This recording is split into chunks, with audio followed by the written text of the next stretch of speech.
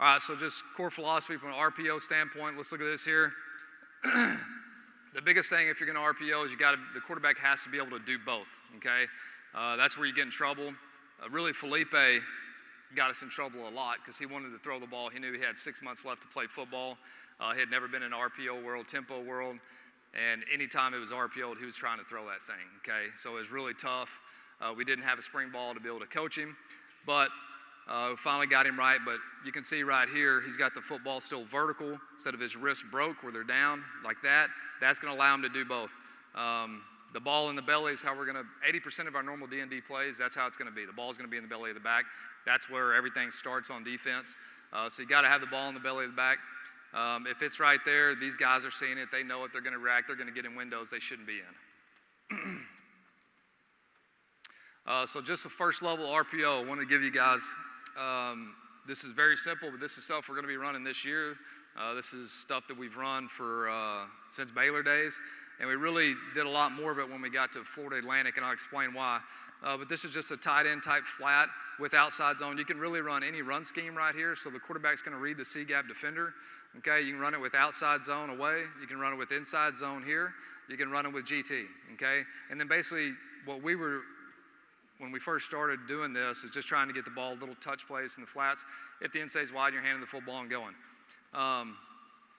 From a quarterback standpoint, in squeezes, you know what you're doing. You're pulling the football. Blitz, we'll talk about that. End stays wide, you're handing the ball, you got to burst out. Mesh charge, we're trying to hand the ball in between, read blocked. You got to read space. Tight end flat mechanics for the running back. Patience, okay? His toes are going to be on the heels of the quarterback, okay, depending on the run scheme and what we have. But being patient, your aiming point, your footwork for your run scheme, and then your finish. Your tight ends, your alignment. We're going to vary our alignments on that, okay, whether our stance, how we're standing, or our alignment. Bluff, so it's a C-gap cutoff. That's what you're showing, and you're trying to get out. And then stay flat on the line of scrimmage. You can't go downfield, okay? They'll give you a little bit of grace, 1 yard past the line of scrimmage, but you got to be pretty careful there. And then your wide receiver, okay, coverage recognition, reading your triangle, okay? He's got to understand who he needs to be blocking, the triangle that he's reading right there. Okay, man coverage, he's going to happy hour. I'm sure we're excited for happy hour here in a little bit, but he's going to happy hour, which is a 2-for-1, okay? So he's got a guy man on him. He's going to go block the guy that's man on the tight end. That's a 2-for-1. Okay, zone coverage, he's got to block the guy that's out there, which is an alley or MDM, which we call most dangerous man. So we really started doing this a lot at Florida Atlantic. We did it because we had a really smart quarterback who had a very, very average arm, but he was a winner. We had really good tight ends, and we had really good running backs. And so we were trying to run the football, hand the football, not throw it off down the field, or try to just throw little dink passes and get the ball into the flat to a good skill player. So that's really where we started doing a lot more of this. Okay, this is down in the red zone, so we were motioning to give us an indicator. Okay, so we're running inside zone right here. You got tight end who's bluffing the C-gap. He's flat out in the flat. He knows by that guy running that it's a man look. Okay, so he's going to happy hour. He's going to try to take 2-for-1 right there, take his guy to the guy covering the tight end, and we're trying to get the ball in the flat. Quarterback's a really smart player. So you can see right here, he's not even meshing with the running back.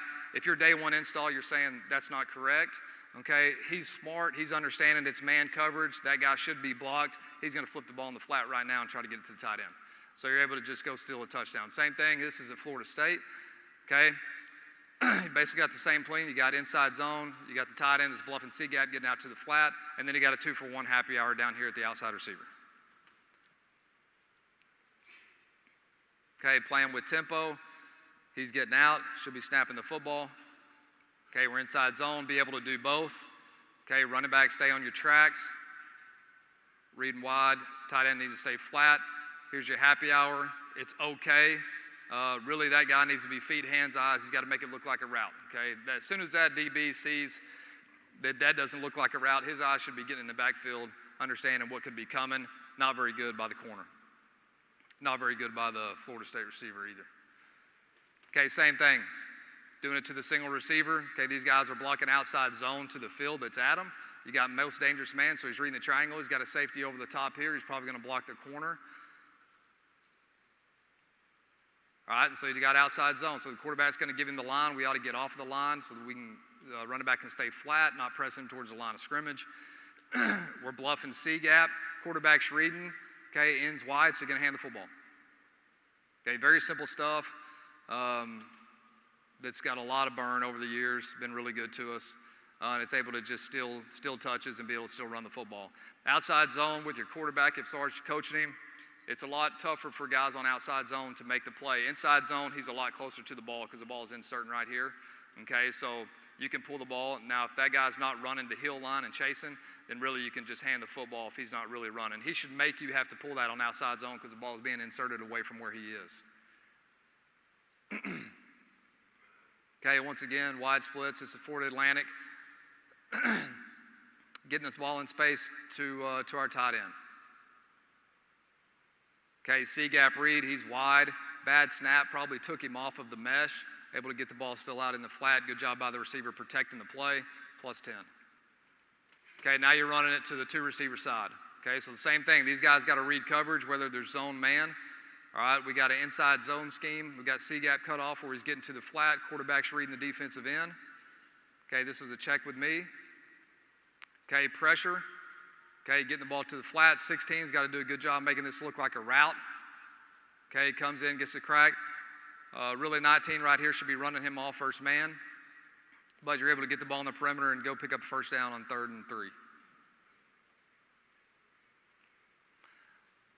Our running back's path on inside zone is going to be CFC, which is the crack of the center, giving himself a 3-way go. Thank you, sir. All right, same thing to the field. Okay, this is versus zone coverage. Okay, this is against Ole Miss this last year. Okay, we bumped our tight end. Playing with stoppage right there, so we're just playing a little bit slower, so we just changed the picture. Okay, flat-footed, quarterback hand the football, got to burst out. Okay, tight end's drawing people wide. He ended up running the football, there's nobody left.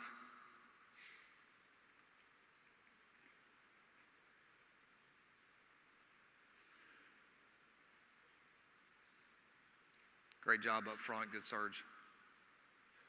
Okay, this is versus field pressure.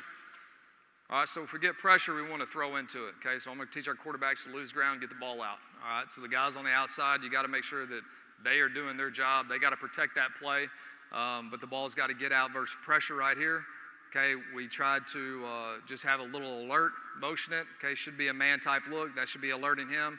Not very good. His eyes should be playing down the field like he's actually running a route. You can see the guy's going to fall off. If he's doing a lot better job, this guy's going to be late to the party. But still, 3rd down, able to pick up the football. Good job by our skill right here. You can see they're getting the signal.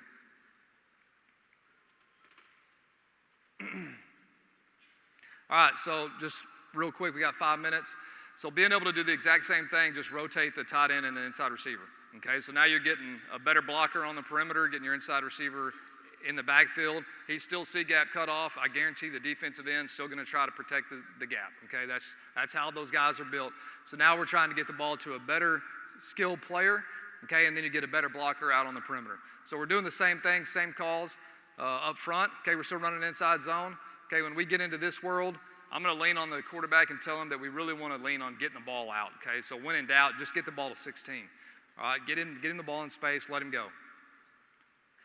And you can do this, you can do it at tempo. You can see right here, we're doing it out of bunch formation. If you watch us the last couple of years, you probably don't see that we've been as wide as, like, say, Tennessee last year, who's running the same offense as what we're running.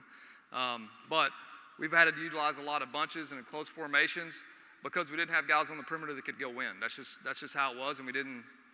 The first year we had a quarterback with a really live arm, but KJ didn't have an incredible live arm. So we were doing different things we felt like was the best for us to be successful, so we did a lot more condensed stuff, which in the SEC West had actually made the defenses softer. If we were trying to beat a man press corner in the SEC West, we had a hard time doing it. So just giving different pictures to those guys. This was Pine Bluff, so it worked pretty good. All right, here's Auburn. Okay, same thing, playing with tempo, bunch formation, getting the ball on the perimeter. Okay, now you got a tight end blocking and you're throwing it to an inside receiver. Okay, so you got a better guy with the ball, you got a better tight end out there in space blocking, and you're able to go steal a touchdown.